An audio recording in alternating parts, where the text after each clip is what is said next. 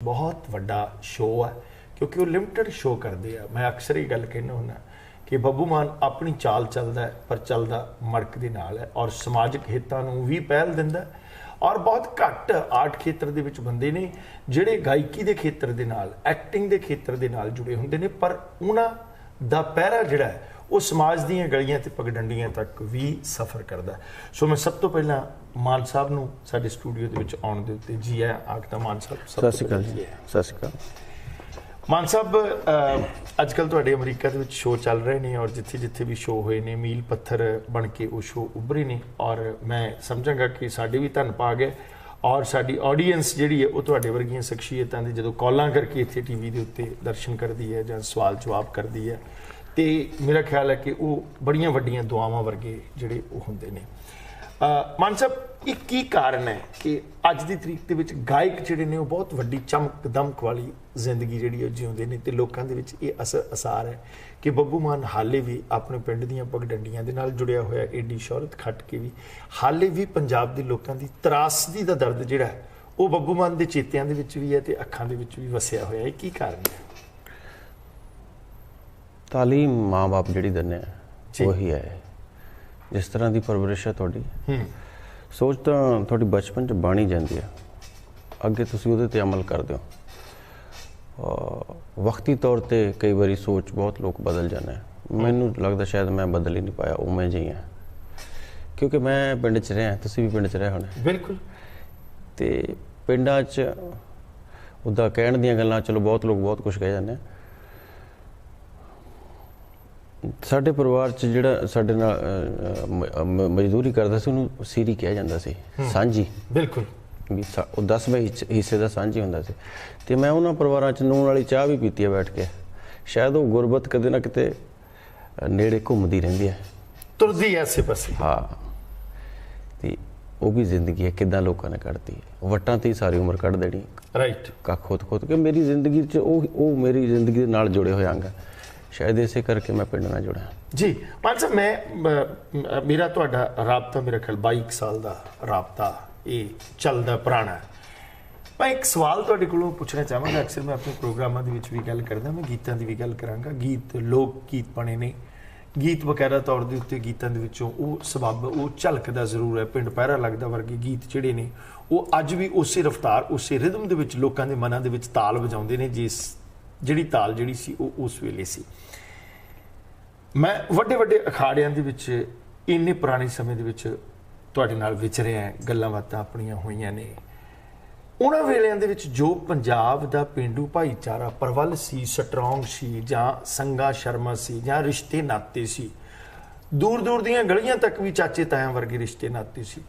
अज तुहानूं लगदा है, क्योंकि मैं तुहाडे कोलों सवाल ये कर रहा कि तुसीं अपणियां स्टेजां दे उत्ते भी पंजाब दे पेंडू पिछोकड़ बारे दर्द रखदे हो और गल्लां छाउंदे हो, अज तुहानूं लगदा कि वो भाईचारा अलोप हो गया ते उहदे अलोप होण दे की कारण ने?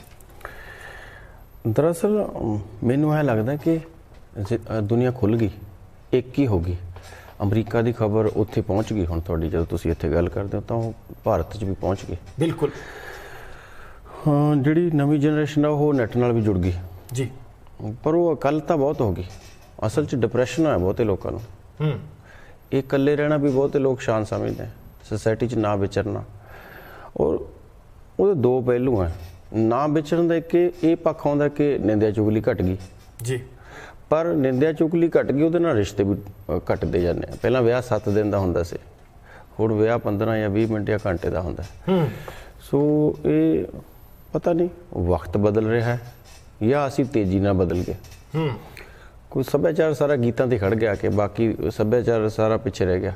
राइट। तो मैनूं लगदा पिंडां च प्यार पूर नहीं उस तरह रहा। पता नहीं भागां वालिया मैनूं अजे मिलदा मेरे पिंड च ते मेरे पिंड दे लोकां च है। धड़ेबाजी तो हो गई वोटां करके, बट फिर भी किते ना किते हैगा जे। अज मैं समझांगा कि पंजाब दा हर आदमी, हर पिंड दा व्यक्ति जिहड़ा वो राजनीति दे विच ही आपां जिक्र पहलां भी कर रहे सी, पता नहीं क्यों आउणा चाहुंदा। इहदे कोई कारण तुहाडा मीडिया दा कसूर है। अच्छा, तुसीं मैं इत्थों दा मैं नहीं ज़्यादा ज्ञान मीडिया दा, मैं भारती मीडिया की गल करदा। ठीक है। सवेर तो चैनल शुरू हो जाता, उहदे च सियासत का ही जिक्र है, ਉਹ ਬਦਲ ਗਿਆ, ਉਹ ਭੱਜ ਗਿਆ, ਉਹਦੀ ਸਰਕਾਰ ਟੁੱਟ, ਇਹੀ ਜ਼ਿਕਰ ਹੈ ਸਵੇਰ ਤੋਂ ਸ਼ਾਮ ਤੱਕ। ਜਿਹੜਾ ਬੇਸਿਕਲੀ ਜਿਹੜਾ ਪਹਿਲਾਂ ਬੰਬੇ ਫਿਲਮ ਇੰਡਸਟਰੀ 'ਚ ਜਿਹੜੇ ਹੀਰੋ ਹੁੰਦੇ ਸੀ ਉਹ ਨਹੀਂ ਹੁਣ ਦੇਖਦੇ, ਉਹਨਾਂ ਨੂੰ ਤਾਂ ਟਾਈਮ ਹੀ ਮਿਲਦਾ ਪ੍ਰੋਮੋ ਦਾ ਪੈਸੇ ਦੇ ਕੇ। ਮੋਸਟਲੀ ਇਹੀ ਆਉਂਦਾ ਕਿ ਹੁਣ ਵੋਟਾਂ ਹੋ ਗਈਆਂ, ਹੁਣ ਆਹ ਹੋ ਗਿਆ, ਹੁਣ ਇੱਥੇ ਆਹ ਹੋ ਗਿਆ। ਸੋ ਬੇਸਿਕਲੀ ਜਿਹੜਾ ਹੀਰੋਇਜ਼ਮ ਹੈ ਉਹ ਸਿਆਸਤਦਾਨਾਂ ਕੋਲ ਰਹਿ ਗਿਆ। ਰਾਈਟ 24 ਆਵਰ ਜਿਹੜਾ ਮੀਡੀਆ ਕਵਰੇਜ ਹੈ ਉਹ ਸਿਆਸਤ ਦੀ ਹੈ, ਖਾਸ ਕਰਕੇ ਦਿੱਲੀ ਦੀ, ਕਿਉਂਕਿ ਦਿੱਲੀ ਹੱਬ ਹੈ। ਦਿੱਲੀ ਹੱਬ ਹੈ, ਔਰ ਮੇਰੇ ਖਿਆਲ ਹੈ ਕਿ ਰਾਜਨੀਤਿਕ ਲੋਕ ਜਿਹੜੇ ਨੇ ਉਹ ਹੀਰੋ ਬਣ ਗਏ। ਉਹ ਜਿਹੜੀ ਹੱਬ ਬਣ ਕਰਕੇ ਕਿ ਉਹ ਕੇਂਦਰ ਬਿੰਦੂ ਉਹੀ ਬਣ ਗਿਆ। ਰਾਈਟ। ਸੋ ਬਹੁਤਾ ਯੂਥ ਜਿਹੜਾ ਉਹਨਾਂ ਨੂੰ ਲੱਗਦਾ ਕਿ ਸ਼ਾਇਦ ਮੈਂ ਵੀ ਰਾਈਜ਼ ਕਰ ਲਾਂ, ਸੋ ਬਹੁਤਾ ਜਿਹੜੀ ਪ੍ਰਵਿਰਤੀ ਹੈ ਉਧਰ ਨੂੰ ਚਲੇਗੀ। ਰਾਈਟ। ਇੱਕ ਮਾਨ ਸਾਹਿਬ, ਮੈਂ ਜ਼ਰੂਰ ਤੁਹਾਡੇ ਨਾਲ ਇਸ ਗੱਲ ਦਾ ਜ਼ਿਕਰ ਕਰਾਂਗਾ ਕਿ ਅੱਜ ਦੀ ਤਰੀਕ ਦੇ ਵਿੱਚ ਪੰਜਾਬ ਦੀ ਤਰਾਸਦੀ ਜਿਹੜੀ ਉਹ ਬਹੁਤ ਵੱਡੇ ਪੱਧਰ ਦੇ ਉੱਤੇ ਬਣ ਗਈ। ਜਿਹੜਾ ਬੁੱਧੀਜੀਵੀਆਂ ਦਾ ਫਰਜ਼ ਸੀ, ਪਤਾ ਨਹੀਂ ਕੀ ਗੱਲ ਹੈ, ਮੈਨੂੰ ਵਿਦੇਸ਼ 'ਚ ਬੈਠੇ ਨੂੰ ਸ਼ਾਇਦ ਮਹਿਸੂਸ ਹੁੰਦਾ ਕਿ ਵੱਡੇ ਵੱਡੇ ਵਿਦਵਾਨ, ਵੱਡੇ ਵੱਡੇ ਲੇਖਕ ਜਿਹੜੇ ਸੀ ਉਹ VIP ਬਣ ਗਏ, ਅਵਾਰਡਾਂ ਤੱਕ ਸੀਮਿਤ ਰਹਿ ਗਏ। ਜਿਹੜੇ ਕਲਾਕਾਰ ਸੀ ਆਪਣੀ ਬਹੁਤਾਤ ਦੇ ਵਿੱਚ ਉਹ ਸਿਰਫ ਆਪਣੀ ਚਮਕ ਦਮਕ ਜਿਹੜੇ ਆ ਉਹ ਮੌਕਾ ਪ੍ਰਸਤੀ ਤੱਕ ਰਹਿ ਗਏ। ਮੈਂ ਸਮਝਦਾ ਕਿ ਤੁਹਾਡੇ ਨਾਲ ਬੈਠਿਆਂ ਤੇ ਰਸੂਲ ਹਮਜ਼ਾ ਤੌਬ ਸਾਹਿਬ ਦਾ ਜ਼ਿਕਰ ਹੋਇਆ ਸੀ। ਵੱਡੇ ਪੱਧਰ ਤੇ ਕੰਟਰੀਜ਼ ਦੇ ਜਿਹੜੇ ਲੇਖਕ ਹੁੰਦੇ ਨੇ, ਜਿਹੜੇ ਬੁੱਧੀਜੀਵੀ ਹੁੰਦੇ ਨੇ, ਜਿਹੜੇ ਆਰਟਿਸਟ ਹੁੰਦੇ ਨੇ, ਦੇਖੋ ਸਮਾਜ ਦੇ ਸਾਰੇ ਅੰਗ ਜ਼ਰੂਰੀ ਹੈ। ਆਰਮੀ ਮੈਨ ਵੀ ਜ਼ਰੂਰੀ ਹੈ ਕਿਉਂਕਿ ਉਹਨੇ ਸਰਹੱਦ ਤੇ ਖੜਨਾ ਹੈ ਜੀ। ਪ੍ਰੋਫੈਸਰ ਦਾ ਹੋਣਾ ਵੀ ਜ਼ਰੂਰੀ ਹੈ ਕਿਉਂਕਿ ਉਹਨੇ ਅਗਲੇ ਬੱਚਿਆਂ ਨੂੰ ਤਾਲੀਮ ਦੇਣੀ ਹੈ।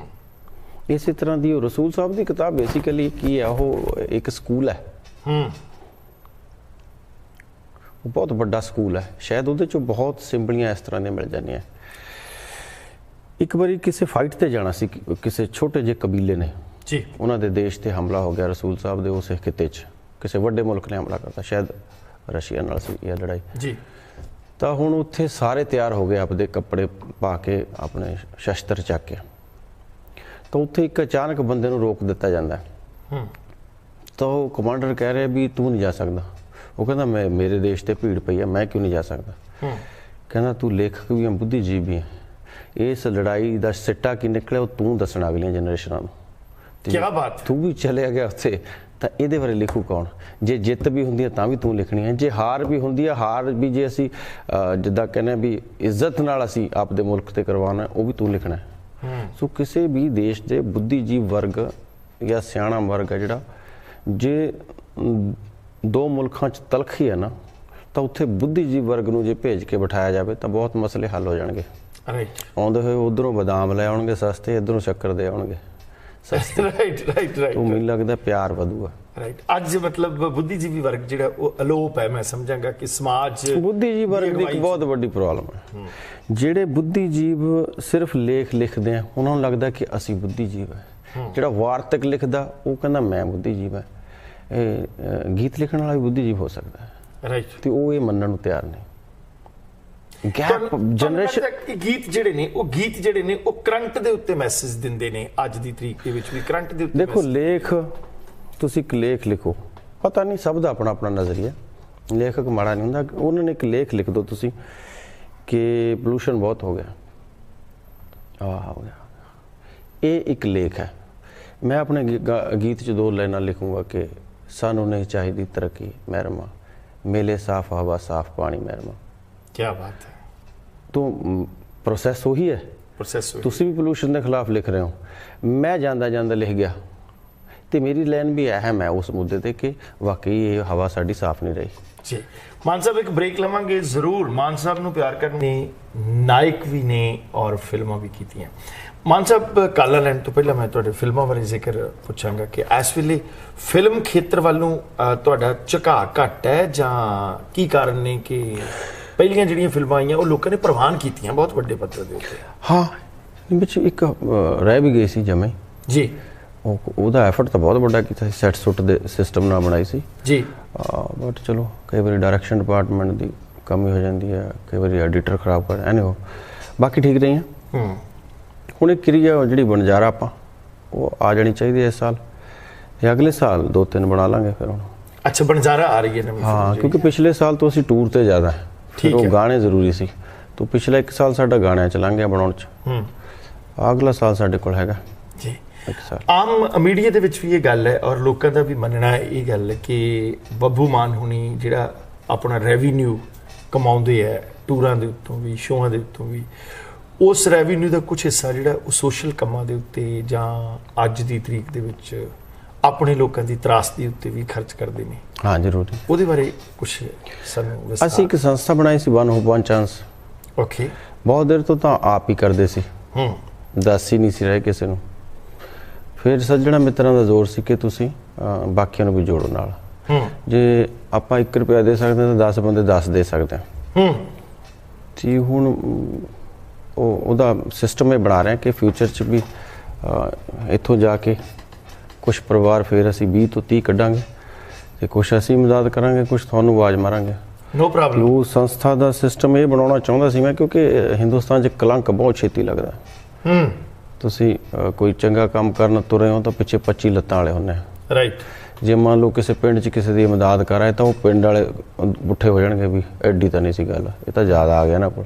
ਰਾਈਟ। ਇਸ ਤਰ੍ਹਾਂ ਦੀ ਪ੍ਰੋਬਲਮ ਹੈ। ਸੋ ਕੋਸ਼ਿਸ਼ ਇੱਦਾਂ ਦਾ ਕੋਈ ਬਣੇ ਡਿਸਪਲਿਨ, ਮੰਨ ਲਓ 20 ਬੰਦਿਆਂ ਤੱਕ ਤੁਹਾਡਾ ਡਾਇਰੈਕਟ ਹੀ ਪਹੁੰਚ ਜੇ। ਮੰਨ ਲਓ ਤੁਸੀਂ ਇਹ ਐਫਰਟ ਕਰੋ, ਸਾਨੂੰ ਦਿਓ, ਅਸੀਂ 20 ਬੰਦੇ ਅਡਾਪਟ ਕਰਵਾਵਾਂਗੇ ਬਕਾਇਦਾ ਤੌਰ ਤੇ, ਫੈਮਿਲੀ ਅਡਾਪਟ ਹੋਵੇ। ਬੈਟਰ ਹੈ। ਰਾਈਟ। ਮਤਲਬ ਸਭ ਤੋਂ ਸੌਖਾ ਤਰੀਕਾ ਵੀ ਕਿਸੇ ਨੂੰ 2 ਲੱਖ ਰੁਪਈਆ, ਕਿਸੇ ਨੂੰ 3 ਲੱਖ ਰੁਪਈਆ ਦੇਣ, ਫੈਮਿਲੀ ਅਡਾਪਟ ਹੋਵੇ ਉਹਨਾਂ ਦੀ। ਦੇਖੋ ਜੇ 1000 ਰੁਪਈਆ 2000 ਜਾਂ 3000 ਮੰਨ ਲਓ ਤੁਸੀਂ 50000 ਰੁਪਇਆ ਕਿਸੇ ਨੂੰ ਦੇਣਾ, ਜੇ ਤੁਸੀਂ 1 ਸਾਲ 'ਚ 50000 ਦੇਣਾ ਤਾਂ ਜੇ 12 ਚੌਕ 48 ਜੇ 4000 ਪਰ ਮੰਥ ਦੋਗੇ ਉਹਦੇ 'ਚ ਇੱਕ ਫੂਡ ਸਿਕਿਉਰ ਹੋ ਗਿਆ। ਰਾਈਟ। ਇੱਕ ਛੋਟੇ ਬੱਚੇ ਦੀ ਫੀਸ ਸਿਕਿਉਰ ਹੋ ਗਈ। ਬਸ ਐਜੂਕੇਸ਼ਨ ਤੇ ਫੂਡ ਹੈ ਉਹੀ ਜ਼ਰੂਰੀ ਸਭ ਤੋਂ, ਕਿਉਂਕਿ ਹਰ ਬੰਦਾ ਹਰ ਤਰ੍ਹਾਂ ਦੀ ਲੋੜ ਨਹੀਂ ਪੂਰੀ ਕਰ ਸਕਦਾ। ਇਹ ਵੱਡਾ ਕੰਮ ਤਾਂ ਸਰਕਾਰ ਹੀ ਕਰ ਸਕਦੀ, ਕਿਉਂਕਿ ਉਹਨਾਂ ਕੋਲ ਸੋਰਸ ਬਹੁਤ ਹੁੰਦੇ ਆ। ਆਪਾਂ ਜਿੰਨਾ ਕਰ ਸਕਦੇ ਕਿ ਇੱਦਾਂ ਜ਼ਿਆਦਾ ਬੈਟਰ ਹੈ, ਕਿਉਂਕਿ ਜੇ ਤੁਸੀਂ ਕਈ ਵਾਰੀ ਬਲਕ 'ਚ ਦੇ ਦਿੰਦੇ ਹੋ, ਕਈ ਵਾਰੀ ਹੋਰ ਪਾਸੇ ਯੂਜ਼ ਹੋ ਜਾਂਦਾ। ਰਾਈਟ। ਤੁਸੀਂ ਡਾਇਰੈਕਟ ਮਦਦ ਹੋ ਜੇ। ਮਾਨ ਸਾਹਿਬ ਮੈਂ ਪੱਕਾ ਜੀ ਤੁਹਾਨੂੰ ਜਾਣਦੇ ਇਨਫੋਰਮ ਕਰ ਦਾਂਗੇ। ਸਾਨੂੰ ਇਨਫੋਰਮ ਕਰੋ ਔਰ ਬਕਾਇਦਾ ਤੌਰ ਤੇ ਅਸੀਂ ਤੁਹਾਡੇ ਨਾਲ ਜੁੜਾਂਗੇ ਔਰ ਸਾਡਾ ਚੈਨਲ ਜੁੜੇਗਾ, ਸਾਡਾ ਚੰਡੀਗੜ੍ਹ ਆਫਿਸ। ਸਾਡਾ ਮੇਨ ਜਿਹੜਾ ਬੇਸਿਕ ਹੈ ਜਿਹੜੇ ਪਰਿਵਾਰ ਖੁਦਕੁਸ਼ੀਆਂ ਕਰ ਜਾਂਦੇ ਆ, ਜਿਨ੍ਹਾਂ ਨੂੰ ਕਈ ਵਾਰੀ ਬਿਨਾਂ ਕਈ ਵਾਰੀ ਪਹੁੰਚ ਨਹੀਂ ਹੁੰਦੀ, ਚੈੱਕ ਵੀ ਨਹੀਂ ਮਿਲਦਾ ਕਈ ਵਾਰੀ, ਤੇ ਉਹਨਾਂ ਪਰਿਵਾਰਾਂ ਤੱਕ ਅਸੀਂ ਅਪਰੋਚ ਕਰਦੇ ਹੁੰਦੇ ਹਾਂ। ਰਾਈਟ। ਤੁਸੀਂ ਮਤਲਬ ਇਸ ਤਰ੍ਹਾਂ ਦਾ ਹੁੰਦਾ ਅਕਸਰ ਕਿ ਜਿਹੜੇ ਅਸਲੀ ਖੁਦਕੁਸ਼ੀਆਂ ਕਰਨ ਵਾਲੇ ਨੇ ਉਹਨਾਂ ਕਈ ਵਾਰੀ ਰਹਿ ਜਾਂਦੇ ਬੰਦੇ। ਕਈ ਦੇਖੋ ਜਿਸ ਪਰਿਵਾਰ 'ਚ ਇੱਕੋ ਬੰਦਾ ਕੰਮ ਕਰਨ ਵਾਲਾ ਘਰੇ ਬੀਬੀ ਹੈ, ਉਹ ਬਹੁਤ ਪੜ੍ਹੀ ਲਿਖੀ ਨਹੀਂ ਨਾ, ਉਹਦੀ ਅਪਰੋਚ ਹੈ। ਕਈ ਵਾਰੀ ਪਿੰਡ 'ਚ ਮੰਨ ਲਓ ਪਿੰਡ 'ਚ 1-2 ਧਿਰਾਂ ਹੁੰਦੀਆਂ, ਸਰਪੰਚ ਨੂੰ ਵੋਟ ਨਾ ਪਾਈ ਤਾਂ ਸਰਪੰਚ ਅੱਗੇ ਗੱਲ ਹੀ ਨਹੀਂ ਕਰਦਾ। ਬੀਬੀ ਇਹ ਨਹੀਂ ਪੜ੍ਹੀ ਲਿਖੀ ਨਹੀਂ ਕਿ ਅੱਗੇ ਚਲੇ ਜਾਵੇ। ਕਈ ਵਾਰੀ ਰਹਿ ਜਾਂਦੇ ਬੰਦੇ। ਮੈਂ ਇਹ ਨਹੀਂ ਕਹਿੰਦਾ ਕਿ ਇਹ ਕੋਈ ਜਾਣ ਬੁੱਝ ਕੇ ਕਰਦਾ, ਹੋ ਸਕਦਾ ਉਹ ਪਹੁੰਚ ਹੀ ਨਾ ਪਾਉਂਦੇ ਹੋਣ। ਰਾਈਟ। ਅਸੀਂ ਕੁਝ ਪਰਿਵਾਰਾਂ ਨੂੰ ਦੇਖੇ ਜਿਹੜੇ ਪਹੁੰਚ ਨਹੀਂ ਪਾਏ। ਮੈਨੂੰ ਕਈ ਵਾਰੀ ਮਹਿਸੂਸ ਹੁੰਦਾ, ਦੇਖੋ ਮੈਂ ਕਲਾ ਖੇਤਰ ਦੇ ਨਾਲ ਵੀ ਜੁੜਿਆ ਰਿਹਾ, ਸੱਭਿਆਚਾਰਕ ਸਟੇਜਾਂ ਦੇ ਨਾਲ ਵੀ ਜੁੜਿਆ ਰਿਹਾ, ਜਿੰਨਾ ਕੁ ਮਤਲਬ ਮੇਰਾ ਖਿਆਲ ਹੈ ਕਿ ਪੰਜਾਬੀ ਕਲਾਕਾਰਾਂ ਦੇ ਇਸ ਸਿਸਟਮ ਬਾਰੇ ਮੈਂ ਜਾਣਦਾ। ਜਦੋਂ ਕਲਾਕਾਰ ਹਿੱਟ ਹੁੰਦੇ ਨੇ ਉਹ ਆਪਣੀ ਧਰਤੀ ਨਾਲੋਂ ਆਪਣੇ ਲੋਕਾਂ ਨਾਲੋਂ ਥੋੜਾ ਜਿਹਾ ਟੁੱਟ ਜਾਂਦੇ ਨੇ, ਡੁਪਲੀਕੇਟ ਗੱਲਾਂ ਜ਼ਰੂਰ ਕਰਦੇ ਨੇ। ਇਹਦੇ ਬਾਰੇ ਤੁਹਾਡਾ ਕੀ ਪ੍ਰਤੀਕਰਮ ਹੈ? ਆਪਦੀ ਆਪਦੀ ਸੋਝੀ ਹੈ, ਮਨ 'ਚ ਹੁੰਦਾ ਤੁਹਾਡੇ, ਇਹਦਾ ਬਣਾਇਆ ਨਹੀਂ ਬਣਦੇ ਹੁੰਦੇ ਜੀ। ਆਦਤ ਤੁਹਾਡੀ ਨੇਚਰ ਜਾਂ ਤਾਸੀਰ ਇਹ ਹੁੰਦੀ ਹੈ। ਕਿਸੇ ਦੇ ਆਖੇ ਨਹੀਂ, ਤੁਸੀਂ ਕਿਸੇ ਦੇ ਆਖੇ ਤਾਂ ਤੁਸੀਂ ਇੱਕ ਵਾਰੀ ਮਦਦ ਕਰ ਸਕਦੇ ਹੋ। ਮੰਨ ਲਓ ਤੁਸੀਂ ਨਹੀਂ ਚਾਹੁੰਦੇ ਕਰਨੀ, ਮੈਂ ਤੁਹਾਨੂੰ ਧੱਕੇ ਤੇ ਕਹਿ ਗਿਆ ਵੀ ਆਪਾਂ ਯਾਰ ਆਹ ਕੰਮ ਕਰੀ ਜੀ, ਇੱਕ ਵਾਰੀ ਕਰੋਗੇ ਤੁਸੀਂ, ਦੂਜੀ ਵਾਰੀ ਨਹੀਂ ਕਰੋਗੇ। ਪਰ ਜੇ ਤੁਹਾਡੇ ਮਨ 'ਚ ਫਿਰ ਵਾਰ-ਵਾਰ ਕਰੋਗੇ। ਇਹ ਜ਼ਰੂਰੀ ਹੈ। ਅੱਜ ਦੀ ਤਰੀਕ ਦੇ ਵਿੱਚ ਮੈਂ ਇਹ ਸਮਝਾਂਗਾ ਕਿ ਹਰ ਇੱਕ ਤੇ ਦੋਸ਼ ਲਾਇਆ ਜਾਂਦਾ, ਫਲਾਨੀ ਰਾਜਨੀਤਿਕ ਪਾਰਟੀ ਫਲਾਨੀ ਰਾਜਨੀਤਿਕ ਪਾਰਟੀ ਆ। ਤੁਸੀਂ ਰਾਜਨੀਤੀ ਤੋਂ ਪਰਹੇਜ਼ ਕੀਤਾ ਔਰ ਸੱਚੀ ਗੱਲ ਜਿਹੜੀ ਹੈ ਉਹ ਸਟੇਜਾਂ ਦੇ ਕੀਤੀ, ਚਾਹੇ ਬਾਬਿਆਂ ਨੂੰ ਵੀ ਕਿਹਾ। ਸੱਚੀ ਗੱਲ ਦਾ ਵੱਡੇ ਪੱਧਰ ਦੇ ਉੱਤੇ ਵਿਰੋਧ ਹੋਣ ਲੱਗ ਪੈਂਦਾ। ਕੀ ਕਾਰਨ ਹੈ? ਸੱਚੀ ਗੱਲ ਦਾ ਵਿਰੋਧ ਕਰਨ ਵਾਲੇ ਲੋਕ ਜਿਹੜੇ ਨੇ ਸੱਚੀ ਗੱਲ ਤੋਂ ਇਦਾਂ ਦੀ ਕਿੜ ਖਾਂਦੇ ਨੇ ਜਿਹਦਾ ਸਾਨੂੰ ਵੀ ਨਤੀਜਾ ਕਈ ਵਾਰੀ ਭੁਗਤਣਾ ਪਿਆ। ਰੌਲਾ ਪਾਉਣ ਵਾਲੇ ਲੋਕ ਜਿਹੜੇ ਨੇ ਉਹ ਹਰ ਥਾਂ ਦੇ ਉੱਤੇ ਹੁੰਦੇ ਨੇ। ਕੀ ਸਾਈਕੀ ਹੈ ਉਹਦੇ ਪਿੱਛੇ? ਸਾਈਕੀ ਅਸਲ 'ਚ ਗਿਆਨ ਦੀ ਕਮੀ ਆਪਾਂ ਨੂੰ ਸਾਰਿਆਂ ਨੂੰ। ਵਾਹ। ਆਪਾਂ ਕਿਸੇ ਚੀਜ਼ ਨੂੰ ਬਿਨਾਂ ਸੋਚ, ਦੇਖੋ ਤੁਸੀਂ ਜਿਸ ਤਰ੍ਹਾਂ ਦੇ ਵੀ ਹੋ, ਰਾਈਟ, ਮਤਲਬ ਤੁਸੀਂ ਗੀਤ ਸੁਣਦੇ ਹੋ, ਤੁਸੀਂ ਫੇਸਬੁੱਕ ਤੇ ਜਾਓਗੇ, ਤੁਹਾਡੇ ਵਰਗੇ ਤੁਹਾਨੂੰ ਮਿਲ ਜਾਣਗੇ ਥਾਟ। ਕੋਈ ਆਸਤਿਕ ਹੈ ਉਹਨੂੰ ਉਹਦੇ ਵਰਗੇ ਮਿਲਣਗੇ, ਕੋਈ ਆਸਤਿਕ ਹੈ ਕਮਿਊਨਿਜ਼ਮ ਨਾਲ ਜੁੜਿਆ ਉਹਨੂੰ ਉਹਦੇ ਵਰਗੇ ਮਿਲ ਜਾਣਗੇ। ਇੱਦਾਂ ਹਰ ਜਗ੍ਹਾ ਹਰ ਬੰਦੇ ਨਾਲ ਹਰ ਤਰ੍ਹਾਂ ਦੇ ਲੋਕ ਜੁੜ ਜਾਂਦੇ। ਫਿਰ ਕਾਸਟਿਜ਼ਮ ਦੇ ਹਿਸਾਬ ਨਾਲ ਲੋਕ ਜੁੜੇ ਹੋਏ ਆ, ਫਿਰ ਧਾਰਮਿਕ ਤੌਰ ਤੇ ਇੱਕ ਦੂਜੇ ਨਾਲ ਹਰ ਤਰ੍ਹਾਂ ਦਾ ਬੰਦਾ ਮਿਲਦਾ। ਤੇ ਜਿਹੜਾ ਪੰਜਾਬ 'ਚ ਵਿਚਾਰ ਨਹੀਂ ਹੁੰਦਾ, ਈਗੋ। ਦੇਖੋ ਮੈਂ ਤੁਹਾਡੇ ਨਾਲ ਵਿਚਾਰ ਕਰਾਂ ਜਾਂ ਮੈਂ ਤੁਹਾਡੀ ਕਿਸੇ ਗੱਲ ਤੇ ਕਿੰਤੂ ਕਰਾਂ, ਅੱਛੀ ਗੱਲ ਕਰ ਦੇਣਾ ਚਾਹੀਦਾ। ਜੇ ਮੈਨੂੰ ਬੋਲਣ ਦਾ ਹੱਕ ਤੁਹਾਨੂੰ ਵੀ ਹੈਗਾ ਤੇ ਮੈਂ ਤਾਂ ਬੋਲ ਰਿਹਾ ਤੁਹਾਨੂੰ, ਪਰ ਤੁਸੀਂ ਬੋਲ ਰਹੇ ਹੋ ਫਿਰ ਮੈਂ ਕਿੰਤੂ ਕਰ ਰਿਹਾ, ਇਹ ਨਹੀਂ ਹੋਣਾ ਚਾਹੀਦਾ। ਬੋਲਣ ਦਾ ਸਭ ਨੂੰ ਅਧਿਕਾਰ ਹੈ, ਪਰ ਜੇ ਬੋਲਣ ਦਾ ਅਧਿਕਾਰ ਹੈ ਤੇ ਸੁਣਨ ਦੀ ਸਮਰੱਥਾ ਵੀ ਜ਼ਰੂਰੀ ਚਾਹੀਦੀ ਹੈ। ਉਹ ਬਹੁਤ ਜ਼ਰੂਰੀ ਹੈ। ਅਸਲ 'ਚ ਕੀ ਹੈ, ਅਸੀਂ ਈਗੋ 'ਚ ਆ ਜਾਂਦੇ ਹਾਂ ਬਹੁਤੀ ਵਾਰੀ ਕਿ ਮੰਨ ਲਓ ਮੈਂ ਕੋਈ ਗੱਲ ਕਹਿਤੀ ਤੇ ਜੇ ਤੁਸੀਂ ਮੇਰੇ ਖਿਲਾਫ ਕਹਿਤੀ ਤਾਂ ਮੈਂ ਤੁਹਾਡੇ ਤੇ ਨਜ਼ਲਾ ਝਾੜ ਕੇ ਮੈਂ ਤੁਹਾਡੇ ਤੇ ਪਰਸਨਲ ਅਟੈਕ ਕਰਦਾ। ਉਹ ਵਿਚਾਰ ਇਹ ਨਹੀਂ ਹੁੰਦਾ ਪਰਸਨਲ ਤੇ। ਦੇਖੋ ਤੁਹਾਡੀ ਆਲੋਚਨਾ ਮੈਂ ਕਰ ਦੇਵਾਂ ਓਕੇ, ਪਰ ਮੈਂ ਆਲੋਚਨਾ ਰਾਤ ਨੂੰ ਇਹ ਤਿਆਰੀ ਕਰਾਂ ਵੀ ਸਵੇਰੇ ਤਾਂ ਮੈਂ ਇਹਨੂੰ ਜਲੀਲ ਕਰ ਦੇਣਾ। ਇੱਕ ਤਾਂ ਮੈਂ ਆਪਣੀ ਰਾਤ ਖਰਾਬ ਕਰੂੰਗਾ, ਪਹਿਲਾਂ ਸਾਰੀ ਰਾਤ ਮੈਂ ਜਲਦਾ ਹੀ ਰਹੂੰਗਾ, ਆਪਦਾ ਚਿਹਰਾ ਵੀ ਕਰੂਪ ਕਰੂੰਗਾ, ਨੀਂਦ ਤੋਂ ਵੀ ਜਾਊਂਗਾ। ਦੂਜੇ ਦਿਨ ਮੈਂ ਤੁਹਾਡੇ ਤੇ ਇਸ ਤਰ੍ਹਾਂ ਦਾ ਅਟੈਕ ਕਰੂੰਗਾ ਕਿ ਵੀ ਇਹ ਜਲੀਲ ਹੋ ਜੇ। ਇਸ ਤਰ੍ਹਾਂ ਦਾ ਪੱਧਰ ਨਹੀਂ ਹੋਣਾ ਚਾਹੀਦਾ। ਸਾਡੇ ਲੋਕਾਂ ਨੇ ਫੇਸਬੁੱਕ ਦੇ ਜ਼ਰੀਏ ਨੂੰ ਨਜਾਇਜ਼ ਨਹੀਂ, ਫੇਸਬੁੱਕ ਬੰਦ ਕਰਾ ਦਿਓ, ਅਮਰੀਕਾ 'ਚ ਤਾਂ ਹੈਗੀ ਹੈ, ਚੱਕ ਦੋ ਫੱਟੇ। ਨਹੀਂ ਮਤਲਬ ਨਜਾਇਜ਼ ਨਹੀਂ ਵਰਤਿਆ ਹੋਇਆ, ਚਾਹੇ ਧਾਰਮਿਕ ਖੇਤਰ ਹੈ ਚਾਹੇ ਸਮਾਜਿਕ ਖੇਤਰ ਹੈ, ਵੱਡੇ ਪੱਧਰ ਦੇ ਉੱਤੇ ਜਿੰਨੀ ਆਪਾਂ ਵਰਤਦੇ ਹਾਂ ਫੇਸਬੁੱਕ। ਮੈਂ ਇੱਥੇ ਆਪਾਂ ਵਾਹਵਾ ਦੇਰ ਤੋਂ ਅਸੀਂ ਘੁੰਮਦੇ ਹਾਂ ਗਾਉਂ ਨੂੰ, ਮੈਂ ਦੇਖਿਆ ਨਹੀਂ ਗੋਰਿਆਂ ਦੇ ਹੱਥ ਇਸ ਤਰ੍ਹਾਂ ਟਕ ਰਾਈਟ। ਸਾਡੇ ਹੈਗੀ ਹੈ ਸਾਡੇ ਤੇ ਮੈਂ ਕਹਿੰਦਾ ਛੋਟੀ ਤੋਂ ਛੋਟੀ ਗੱਲ ਜਿਹੜੀ ਹੈ ਉਹ ਫੇਸਬੁੱਕ ਦੇ ਉੱਤੇ। ਅਸਲ 'ਚ ਆਪਾਂ ਜਿਹੜੇ ਹੁਣ ਆਪਾਂ ਕਈ ਵਾਰੀ ਕਹਿ ਦਿੰਦੇ ਹਾਂ ਵੀ ਪੰਜਾਬ 'ਚ ਤਰਾਸਦੀ ਦੇ ਕਈ ਕਾਰਨ ਹੈ ਕਿ ਜਿਹੜਾ ਸਾਡੇ ਕੋਲ ਕੰਮ ਹੈ ਅਸੀਂ ਉਹ ਵੀ ਛੱਡਦੇ ਹਾਂ। ਰਾਈਟ। ਮੰਨ ਲਓ ਮੈਂ ਘੱਟ ਪੜ੍ਹਿਆ ਤੇ ਮੈਂ ਬਾਹਰਲੇ ਮੁਲਕ ਦਾ ਵੀਜ਼ਾ ਮੇਰਾ ਨਹੀਂ ਲੱਗਣਾ ਕਿਉਂਕਿ ਇੱਥੇ ਤੁਹਾਡੇ ਥੋੜ੍ਹੀ ਬਹੁਤੀ ਅੰਗਰੇਜ਼ੀ ਆਊਗੀ, ਜਹਾਜ਼ ਮੈਂ ਚੜ੍ਹਨਾ ਨਹੀਂ, ਬਟ ਮੈਂ ख्वाब ਹੁਣ ਅਮਰੀਕਾ ਦਾ ਲੈ ਰਿਹਾ। ਮੇਰੇ ਕੋਲ ਜ਼ਮੀਨ ਹੈ 5 ਕਿੱਲੇ, ਇੱਥੇ ਆ ਕੇ ਤਾਂ ਮੈਂ ਕੰਮ ਕਰੂੰਗਾ ਖੇਤ 'ਚ, ਪਰ ਮੈਂ ਆਪਣੇ 'ਚ ਨਹੀਂ ਬੀਜ ਰਿਹਾ ਸਬਜ਼ੀ। ਕਿਉਂ? ਕਿਉਂਕਿ ਮੈਂ ਸਬਜ਼ੀ ਤੋੜ ਕੇ ਬਾਜ਼ਾਰ 'ਚ ਵੇਚਣ 'ਚ ਮੈਨੂੰ ਲੱਗੂਗਾ ਮੈਂ ਦੁਕਾਨਦਾਰ ਹਾਂ, ਮੈਂ ਸਬਜ਼ੀ ਵੇਚੂੰਗਾ। ਜਦ ਕਿ ਜੇ ਮੈਂ ਸਬਜ਼ੀ 2 ਕਨਾਲ ਵੀ ਬੀਜ ਲਾਂ ਤਾਂ ਰੋਜ਼ ਦਾ 500 ਰੁਪਏ ਤਾਂ ਲੈ ਹੀ ਆਊਂਗਾ। ਤੇ ਜੇ ਮੈਂ ਇੱਕ ਪਿੰਡ 'ਚ ਰਹਿਣਾ, ਪਿੰਡ 'ਚ, ਤਾਂ ਮੈਨੂੰ ਲੱਗਦਾ ਸ਼ਹਿਰ ਦੇ ਮੁਕਾਬਲੇ ਬਹੁਤ ਘੱਟ ਖਰਚਾ ਹੁੰਦਾ, ਬਹੁਤ ਘੱਟ ਖਰਚਾ, ਕਿਉਂਕਿ ਸਾਡੇ ਘਰ ਦੀ ਅੰਨ ਹੁੰਦਾ ਤੇ ਪਾਕਟ ਮਨੀ ਜੇ ਤੁਹਾਨੂੰ ਚਾਹੀਦੀ ਹੈ ਜਾਂ ਫੈਮਿਲੀ ਦੇ ਖਰਚਿਆਂ ਲਈ ਤਾਂ ਅਸੀਂ ਬਹੁਤ ਥੋੜੇ ਪੈਸੇ 'ਚ ਅੱਛਾ ਗੁਜ਼ਾਰਾ ਕਰ ਸਕਦੇ ਹਾਂ। ਰਾਈਟ ਹੈ ਨਾ। ਤੇ ਬਾਕੀ ਹਿੰਦੁਸਤਾਨ 'ਚ ਮੈਂ ਇੱਥੇ ਦੇਖਦਾ ਨਾ ਘੋੜੇ ਚਰਦੇ ਆ। ਰਾਈਟ। ਚਰਦੇ ਖੇਤਾਂ 'ਚ ਚਰਦੇ ਆ ਤੇ ਇਹ ਡੰਗਰਾਂ ਨੂੰ ਇਹਨੂੰ ਚਾਰ ਕੇ ਅੰਦਰ ਬੰਨ ਲੈਂਦੇ। ਰਾਈਟ। ਤੇ ਸਾਡੇ ਮੁਲਕ 'ਚ ਐ ਹੋ ਨਹੀਂ ਸਕਦੀਆਂ ਬਹੁਤ ਚੀਜ਼ਾਂ ਕਿ ਸ਼ਾਇਦ ਇਹ ਚੀਜ਼ ਵੀ ਪ੍ਰੇਰਿਤ ਕਰਦੀ ਹੈ ਬਾਹਰ ਨੂੰ ਭੱਜਣ ਨੂੰ ਸਾਨੂੰ ਕਦੇ ਵੀ ਅਸੀਂ ਘੋੜਾ ਰੱਖਦੇ ਹਾਂ, ਪਹਿਲਾਂ ਘੋੜਾ ਇੰਨੀ ਖੁਰਾਕ ਖਾ ਜਾਂਦਾ ਵੀ ਸਾਨੂੰ ਲੱਗਦਾ ਵੀ ਸਾਰੇ ਟੱਬਰ ਦੀ ਖੁਰਾਕ ਉੱਧਰ ਜਾ ਵੜਦੀ ਹੈ। ਰਾਈਟ। ਤੇ ਜੇ ਕਿਤੇ ਗਲਤੀ ਨਾਲ ਇੱਦਾਂ ਖੁੱਲ੍ਹੇ ਛੱਡ ਤੇ ਰਾਤ ਨੂੰ ਕੋਈ ਨੱਥ ਪਾ ਕੇ ਲੈ ਜਾਂਦਾ, ਫਿਰ ਚੋਰੀ ਬਹੁਤ ਹੈ, ਗਲ ਗੱਛ ਵਾਲਿਆ ਜਾਂਦੇ। ਸੋ ਅਸੀਂ ਕੰਮ ਤੋਂ ਭੱਜ ਗਏ ਤੇ ਫੇਸਬੁੱਕ ਹੀ ਕੰਮ ਸਾਨੂੰ ਲੱਗਦਾ। ਰਾਈਟ। ਤੇ ਹਰ ਬੰਦੇ ਨੂੰ ਲੱਗਦਾ ਕਿ ਮੇਰਾ ਥਾਟ ਵੱਡਾ। ਰਾਈਟ। ਮਾਨ ਸਾਹਿਬ 22 ਤਰੀਕ ਵਾਲਾ ਸ਼ੋਅ ਤੁਹਾਡਾ ਆਖਰੀ ਸ਼ੋਅ ਹੈ ਅਮਰੀਕਾ ਦਾ? ਹਾਂਜੀ। ਰਾਈਟ। ਪਹਿਲਾਂ ਕੈਲੀਫੋਰਨੀਆ ਦੇ ਵਿੱਚ ਵੀ? ਹਾਂਜੀ ਉਧਰਲੇ ਪਾਸੇ ਕੁਛ ਸ਼ੋਅ ਸਾਡੇ ਰਹਿ ਗਏ ਇਸ ਵਾਰੀ ਕਿਉਂਕਿ ਅਸੀਂ ਥੋੜਾ ਵਕਤ ਸੀ ਸਾਡੇ ਕੋਲ, ਕਿਉਂਕਿ ਪਿਛਲੀ ਵਾਰੀ ਵੀ ਵੀਜ਼ਿਆਂ ਦੀ ਪ੍ਰੋਬਲਮ ਥੋੜੀ ਜਿਹੀ ਆ ਗਈ ਸੀ, ਉਹ ਡੇਟਾਂ ਅੱਗੇ ਪਿੱਛੇ ਹੋ ਗਈਆਂ। ਠੀਕ ਹੈ। ਫਿਰ ਹਾਲਾਂ ਦੀਆਂ ਜਿਹੜੀਆਂ ਕਨਫਰਮੇਸ਼ਨ ਸੀ ਉਹ ਨਿਕਲ ਗਈਆਂ ਹੱਥੋਂ। ਠੀਕ ਹੈ। ਇਸ ਵਾਰੀ ਵੀ ਖਾਸੇ ਸ਼ੋਅ ਰਹਿ ਗਏ ਤੇ ਮੈਨੂੰ ਲੱਗਦਾ ਸ਼ਾਇਦ ਮੈਂ ਅਗਲੇ ਸਾਲ ਫਿਰ ਆ ਜਾਵਾਂ। ਨਹੀਂ ਜ਼ਰੂਰੀ ਹੈ, ਮੈਂ ਸਮਝਾਂਗਾ ਕਿਉਂਕਿ ਖਾਸੇ ਸ਼ੋਅ ਰਹਿ ਗਏ ਸਾਡੇ ਪਿਛਲੇ ਪਾਸੇ ਤੇ ਵਰਤਾਰੇ ਵਾਲੀ ਗੱਲ। ਇੱਕ ਮੈਂ ਨਿੱਜੀ ਸਵਾਲ ਪੁੱਛਣਾ, ਮੈਂ ਤੁਹਾਨੂੰ 22-23 ਸਾਲ ਤੋਂ ਮਿਲਦਾ ਵਰਤਦਾ, ਮੈਂ ਤੁਹਾਡੇ ਨਿੱਜ ਬਾਰੇ ਵੀ ਜਾਣਦਾ। ਆਮ ਲੋਕਾਂ ਨੇ ਧਾਰਨਾ ਬਣਾ ਲਈ, ਹੁਣ ਮੈਂ ਤੁਹਾਡੇ ਨਾਲ ਗੱਲ ਕਰ ਰਿਹਾ ਸੀ ਵੀ ਅਸੀਂ ਫੇਸਬੁੱਕ ਦੇ ਉੱਤੇ ਪਹਿਲਾਂ ਲਾਈਵ ਹੋਏ, ਯਾਰ ਬੰਦੇ ਮਿਲਣ ਆ ਜਾਣਗੇ, ਟਾਈਮ ਘੱਟ ਹੁੰਦਾ, ਜਾਣਾ ਵੀ ਹੈ, ਖੱਜਲ ਖਰਾਬੀ ਵੀ ਹੁੰਦੀ ਹੈ।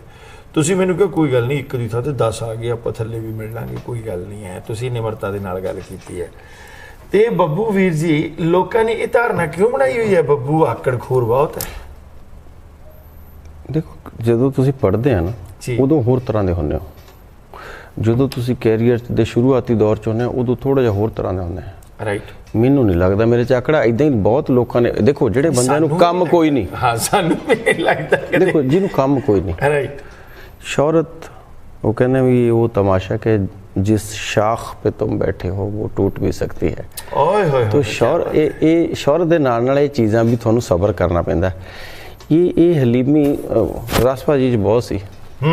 ਮੈਂ ਖਾਸਾ ਮੈਨੂੰ ਲੱਗਦਾ ਕਿ ਬਚਪਨ ਤੋਂ ਸੁਣਦੇ ਆ ਤੇ ਆ ਜਾਵੇ ਮੇਰੇ 'ਚ ਵੀ ਚੰਗਾ, ਮੈਂ ਤਾਂ ਬਹੁਤ ਚਿਰ ਤੋਂ ਪ੍ਰੇਅਰ ਕਰਦਾ। ਪਰ ਆਕੜ ਉਕੜ ਦੇਖੋ ਟਾਈਮ ਹੁੰਦਾ, ਆਕੜ ਤੁਹਾਡੇ 'ਚ ਵੀ ਬਹੁਤ ਹੈ। ਤੁਹਾਡੀ ਗੱਡੀ 'ਚ ਹੁਣ ਬਾਹਰ ਗੱਡੀ ਵੱਜੇ, ਇੱਥੇ ਨਹੀਂ ਪੰਜਾਬ 'ਚ, ਤੁਹਾਡਾ ਰਿਐਕਸ਼ਨ ਕੀ ਹੋਊਗਾ?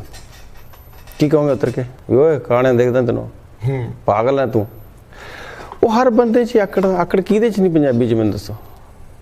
ਪਰ ਮੈਨੂੰ ਤੁਸੀਂ ਦੱਸੋ ਵੀ ਕਦੇ ਇਦਾਂ ਇੱਥੇ ਕਿਤੇ ਹੋਇਆ ਹੋਵੇ ਨਾ ਮੁਲਕ 22 ਸਾਲਾਂ 'ਚ ਮੇਰੀ ਤੀਜੀ ਇੰਟਰਵਿਊ ਤਾਂ ਇੱਥੇ ਹੀ ਹੈ। ਦੇਖੋ ਜਿਹੜੇ ਲੋਕਾਂ ਨੂੰ ਕੋਈ ਕੰਮ ਨਹੀਂ ਉਹਨਾਂ ਨੇ ਮੁਖਾਲਫਤ ਕਰਨੀ ਹੈ। ਰਾਈਟ ਇੱਕ ਬੰਦਾ ਮੇਰੇ ਗੀਤ ਸੁਣਦਾ ਉਹ ਮੈਨੂੰ ਪਿਆਰ ਕਰਦਾ, ਇੱਕ ਮੈਨੂੰ ਨਫ਼ਰਤ ਕਰਦਾ ਉਹ ਵੀ ਮੈਨੂੰ ਸੁਣਦਾ, ਇਹ ਮੇਰੀ ਪ੍ਰਾਪਤੀ ਹੈ। ਰਾਈਟ ਮਾਨ ਸਾਹਿਬ, ਜਿਹੜੇ ਗੀਤ ਲਿਖਦੇ ਹੋ ਬਹੁਤ ਕਾਲਾਂ ਇਸ ਵੇਲੇ ਭਰਿਆ ਪਿਆ ਮੇਲਾ, ਅਸੀਂ ਇਹਨਾਂ ਦੀਆਂ ਕਾਲਸ ਲੈਣੀਆਂ। ਇਸ ਤੋਂ ਬਾਅਦ ਮੈਂ ਇੱਕ ਜ਼ਰੂਰ ਤੁਹਾਡੇ ਕੋਲੋਂ ਪੁੱਛਾਂਗਾ, ਜਿਹੜੇ ਗੀਤ ਤੁਸੀਂ ਲਿਖਦੇ ਹੋ ਉਹਨਾਂ ਦਾ ਅਸਲ ਦੇ ਵਿੱਚ ਜਿਹੜੀ ਪਿੱਠ ਭੂਮੀ ਹੁੰਦੀ ਹੈ, ਅਸਲ ਦੇ ਵਿੱਚ ਉਹਨਾਂ ਦੀ ਗਰਾਊਂਡ ਜਿਹੜੀ ਹੈ ਉਹ ਕਿਹਨੂੰ ਮਿੱਥ ਕੇ ਮਤਲਬ ਚੱਲਦੇ ਹੋ? ਗੀਤ ਪ੍ਰਵਾਨਿਤ ਹੁੰਦੇ ਨੇ, ਜਿਹੜੀ ਮਰਜ਼ੀ ਰਿਦਮ ਦੇ ਵਿੱਚ ਗਾ ਦਿਓ ਤੁਸੀਂ? ਨਹੀਂ, ਮੈਨੂੰ ਸ਼ੌਕ ਹੈ ਇਹ। ਅੱਜ ਜਦੋਂ ਗਾਣਾ ਤੁਸੀਂ ਕੰਪੋਜ਼ ਕਰਦੇ ਹੋ ਮੰਨ ਲਓ ਜੀ, ਤੇ ਕਈ ਵਾਰੀ ਕੀ ਮੈਂ ਪਹਿਲਾਂ ਜਦੋਂ ਗਾਣੇ ਕਰਦੇ ਸੀ ਕੀਬੋਰਡਸ ਵਾਲੇ ਹੁੰਦੇ ਆ, ਉਦੋਂ ਪਹਿਲਾਂ ਕਲਚਰ ਇਦਾਂ ਸੀ ਕਿ ਤੁਸੀਂ ਸਿਰਫ ਇੱਕ ਪੀਸ ਦੱਸਤਾ ਤੇ ਉਹ ਬੈਕਿੰਗ ਕਰ ਦੇਣਗੇ। ਪਰ ਪਿਛਲੇ ਕੁਝ ਸਾਲਾਂ ਤੋਂ ਮੈਂ ਟੈਕਨੀਸ਼ੀਅਨ ਹੀ ਇੱਕ ਕਿਸਮ ਦਾ, ਮੈਨੂੰ ਬੜਾ ਸ਼ੌਕ ਹੈ ਇਹ ਅਲੱਗ ਤਰ੍ਹਾਂ ਦਾ ਰਿਦਮ ਤੇ ਆਵੇ ਗਾਣਾ, ਕੋਈ ਠੰਡਾ ਹੋਵੇ, ਕੋਈ ਤੇਜ਼ ਹੋਵੇ, ਕੋਈ 150 ਕਿ ਇੱਕੋ ਟੈਂਪੂ ਨਾਲ ਚੱਲੀ ਜਾਵੇ। ਜਦੋਂ ਅਸੀਂ ਸਟੇਜ ਤੇ ਗਾਉਣਾ ਫਿਰ ਸਾਨੂੰ ਵੇਰੀਏਸ਼ਨ ਚਾਹੀਦਾ। ਰਾਈਟ, ਗੱਲਾਂ ਵੀ ਚਾਹੀਦੀਆਂ, ਗੀਤ ਵੀ ਚਾਹੀਦੇ, ਲੋਕਾਂ ਦੀ ਅੱਖ ਚੱਕ ਪਾ ਗੱਲਾਂ ਕਿਤਾਬਾਂ ਫਿਰ ਤੁਸੀਂ ਜਦੋਂ ਪੜੋਗੇ ਤਾਂ ਚੰਗੀ। ਸੋ ਕਰੀਏ ਤੁਹਾਡੇ ਨਾਲ ਵਿਚਾਰਾਂ। ਹੈਲੋ ਡਾਕਟਰ ਸਾਹਿਬ ਸਤਿ ਸ਼੍ਰੀ ਅਕਾਲ ਜੀ। ਸਤਿ ਸ਼੍ਰੀ ਅਕਾਲ ਮਾਨ ਸਾਹਿਬ, ਸਤਿ ਸ਼੍ਰੀ ਅਕਾਲ। ਘੁੰਮਣ ਬੋਲਦਾ ਫਤਿਹ ਜੀ। ਫਤਿਹ ਵੀ ਜੀ। ਚਲੋ ਇਹਨਾਂ ਪੰਜਾਬੀ ਤੇ ਕਾਇਮ ਰੱਖੀ ਨਾ, ਜਿੱਦਾਂ ਵੀ ਆ ਗਾਇਕਾਂ ਵਿੱਚ ਜੋ ਵੀ ਮਰਜ਼ੀ ਆ, ਮੈਂ ਇੱਕੋ ਇਹਨਾਂ ਦੇ ਆ, ਇਹਨਾਂ ਬੜੇ ਮਾਨਤਾ ਨਾਲ ਮਾਨ ਦੀ ਹੈਲਪ ਕੀਤੀ ਸੀ ਇਲੈਕਸ਼ਨ 'ਚ ਜੀ, ਉਹਨੂੰ ਭਰਾ ਬਣਾ ਕੇ ਤੁਰੇ ਸੀ, ਪਰ ਉਹਨੇ ਗੰਦ ਕੋਲ। Thank you so much. ਬਹੁਤ ਬਹੁਤ ਸ਼ੁਕਰੀਆ। ਹੈਲੋ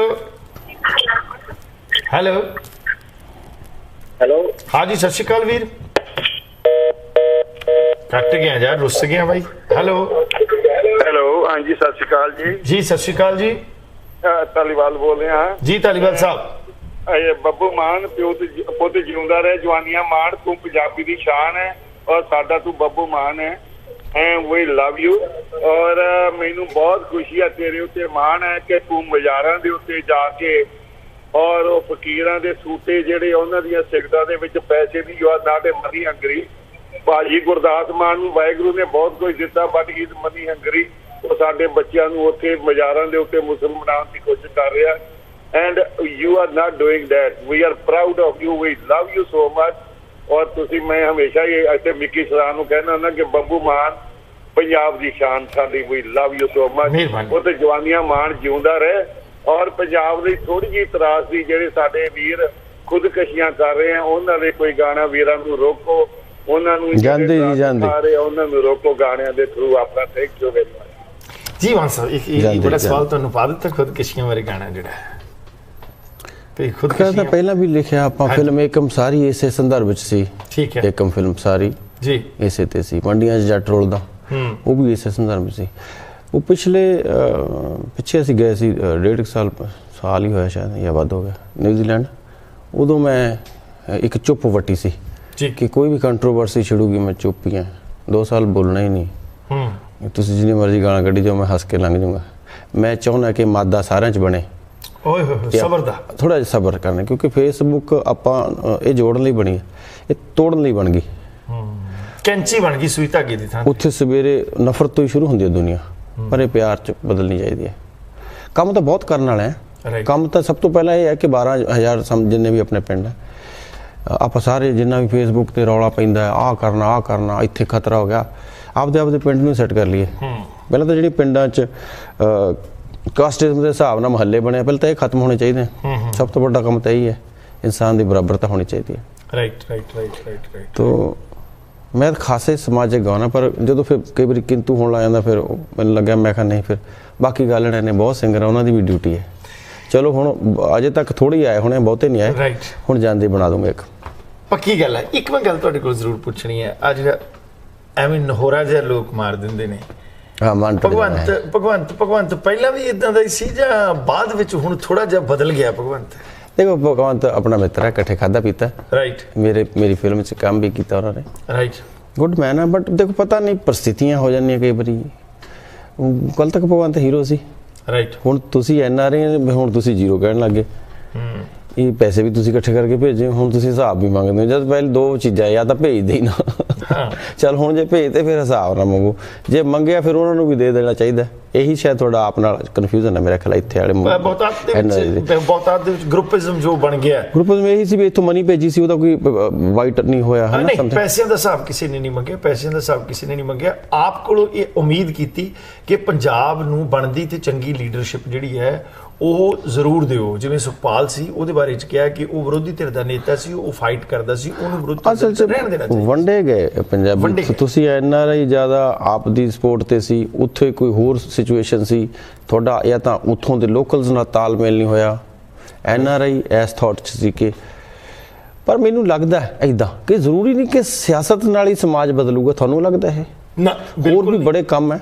ਮੈਂ ਕਹਿੰਦਾ ਵੀ ਜਿਹੜੇ ਬੰਦੇ ਕਹਿੰਦੇ ਵੀ ਸਿਆਸਤ ਨਾਲ ਅਸੀਂ ਸਮਾਜ ਬਦਲਦੇ ਆ, ਤੁਸੀਂ, ਮੈਂ ਤੁਹਾਨੂੰ ਛੋਟੀ ਜਿਹੀ, ਹੁਣ ਤੱਕ ਮੈਂ, ਅਸੀਂ ਜਦੋਂ ਵਨ ਚਾਂਸ ਚਲਾ ਰਹੇ ਸੀ, ਮੈਂ ਕਦੇ ਬਾਹਰ ਹੀ ਨਹੀਂ ਗੱਲ ਕਰੀ ਹੈ ਨਾ।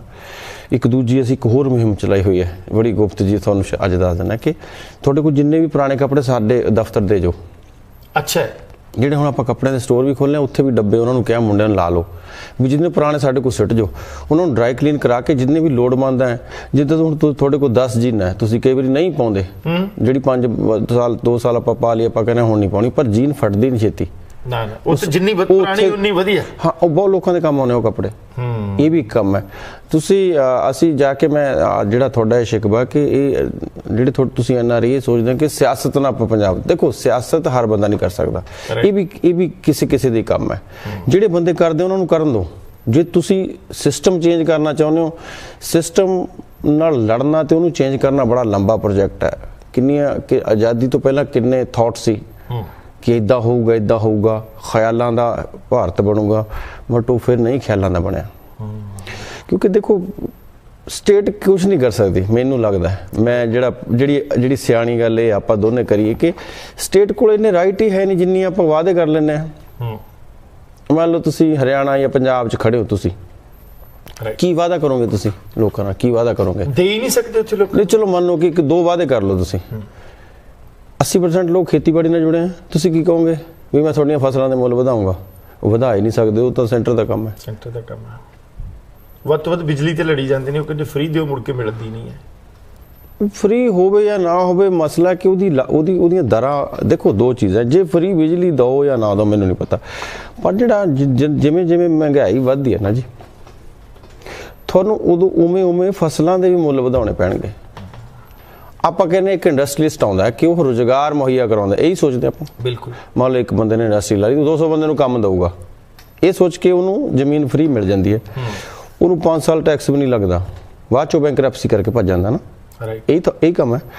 ਹੁਣ ਆਪਾਂ 500 ਬੰਦੇ ਨੂੰ ਕੰਮ ਦੇਣ ਲਈ ਇੰਨਾ ਕੋਈ ਫ੍ਰੀ ਦੇ ਰਹੇ ਹਾਂ, ਤੇ ਜਿੰਨਾ ਕੁਛ ਉਹਨੂੰ ਫ੍ਰੀ ਦੇ ਰਹੇ ਹਾਂ, ਜਿਹੜੀ ਲੈਂਡ ਉਹਦੇ ਨਾਂ ਕਰਨੀ, ਉਹਨੂੰ ਵੇਚ ਕੇ ਜੇ ਉਹ ਦੂਜਿਆਂ ਨੂੰ ਆਪਾਂ ਦਾਲਾਂ ਦੀ ਰੇਟ ਫਿਕਸ ਕਰ ਦਈਏ, ਮੂੰਗੀ ਮਸਰੀ ਮਿਲਦੀ ਨਹੀਂ। ਤੁਸੀਂ ਇੰਡੀਆ ਜਾਓਗੇ ਨਾ, ਇੱਕ ਨਵੀਂ ਚੀਜ਼ ਦੱਸਦਾ ਤੁਹਾਨੂੰ, ਤੁਸੀਂ ਢਾਬੇ 'ਤੇ ਜਾ ਕੇ ਕਹੋ ਵੀ ਯੈਲੋ ਦਾਲ ਖਾਣੀ, ਆਮ ਤੌਰ ਤੇ ਬਾਹਰ ਵਾਲੇ ਯੈਲੋ ਦਾਲ ਕਹਿੰਦੇ, ਆਪਾਂ ਮੂੰਗੀ ਮਸਰੀ ਕਹਿੰਦੇ, ਯੈਲੋ ਤੇ ਬਲੈਕ ਹੈ ਨਾ। ਤੁਸੀਂ ਯੈਲੋ ਦਾਲ ਆਰਡਰ ਕਰਕੇ ਵੇਖਿਓ, ਤੁਹਾਨੂੰ ਛੋਲਿਆਂ ਦੀ ਮਿਲੂਗੀ, ਮੂੰਗੀ ਮਸਰੀ ਮਿਲੂ ਨਹੀਂ। ਇਹਦਾ ਮਤਲਬ ਮੂੰਗੀ ਮਸਰੀ ਦੀ ਪੈਦਾਵਾਰ ਘਟੀ ਹੋਈ ਹੈ, ਤੇ ਮੂੰਗੀ ਮਸਰੀ ਦਾ ਰੇਟ ਵੇਖੋ ਕਿੰਨਾ ਹੈ।